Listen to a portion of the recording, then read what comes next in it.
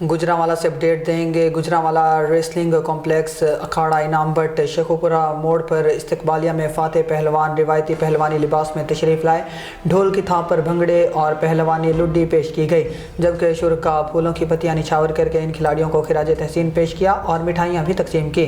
Chief of army staff national wrestling championship 2026 में पाकिस्तान भर से 1500 से ज्यादा खिलाड़ियों ने हिस्सा लिया, जबकि फाइनल मरहले में 10 टीमें मद्दे मुकाबले आईं। गुजरांवाला की टीम शेर पंजाब ने 6 गोल्ड 4 सिल्वर और 6 ब्रॉन्ज मेडल जीतकर चैंपियनशिप ट्रॉफी अपने नाम की और दूसरी पोजीशन खैबर फाइटर्स टीम के हिस्से में आई, जिसने 4 गोल्ड 2 सिल्वर और 3 ब्रॉन्ज मेडल्स हासिल किए, जबकि तीसरी पोजीशन दंगल टाइगर्स टीम के हिस्से में आई, जिसने 2 गोल्ड 1 सिल्वर और 3 ब्रॉन्ज मेडल्स हासिल किए। गुजरांवाला के पहलवानों की इस कामयाबी ने एक बार फिर साबित कर दिया कि ये शहर पहलवानों का शहर है और पहलवानी के मैदान में न सिर्फ पाकिस्तान बल्कि दुनिया में मुनफरिद मकाम रखता है।